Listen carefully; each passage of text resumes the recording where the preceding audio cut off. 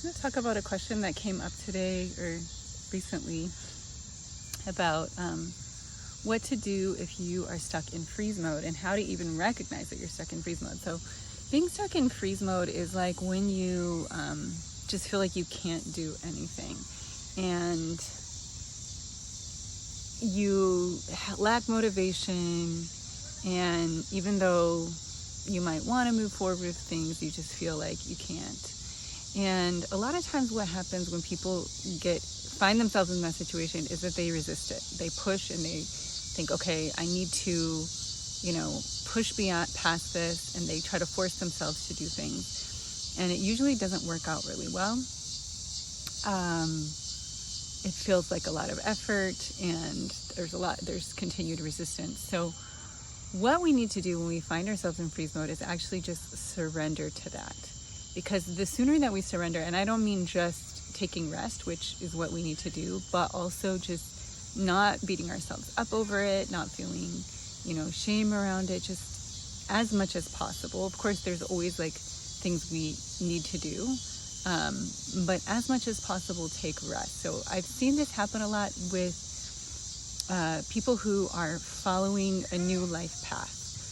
Generally, if they're following like a new spiritual path, or if they've started like a spiritual business or something like that, and they're healing from past traumas where they've been stuck in a survival mode, or they've been stuck in like a fight or flight mode for a long time, sometimes years, sometimes many, many years. And when they get out of that, they think, oh wow, now I'm going to be able to do all these things that I've dreamed of doing, and suddenly they feel no motivation for it, and it can feel really, really frustrating. But the thing is that, it's a sign that you need rest, and oftentimes it's that rest that will actually bring clarity on how to proceed. Sometimes it'll bring new ideas, new inspiration, a path that we didn't know, or a direction that we didn't know we should take. So it's really good to just let it be and not force ourselves out of it, and do self-care practices, especially somatic practices, but gentle things. So like restorative yoga, I've got videos on my channel for that. Taking warm baths with Epsom salts, being in nature is a great way to work with freeze mode.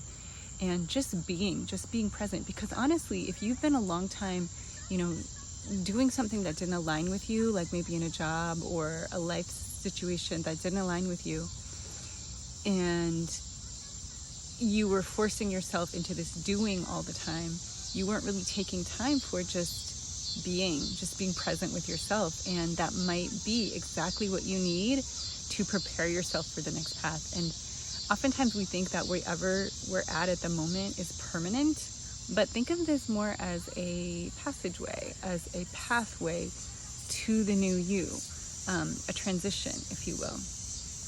And just take that time to really get to know yourself, journaling, getting in touch with your emotions, feeling your emotions. It's better not to isolate too much during it. I mean, you can be around other people. If you feel like you need to be alone, then you might need that also, but don't feel kind of like shame around it. Like feel that it's something you can share with people, share with like-minded people who will understand, not people who are going to criticize you for it, because that can come up, especially people that are attached to maybe your old way of being. So yeah, you do want to be careful of that, but feed yourself good, healthy, nourishing foods, rest, really get in touch with your body.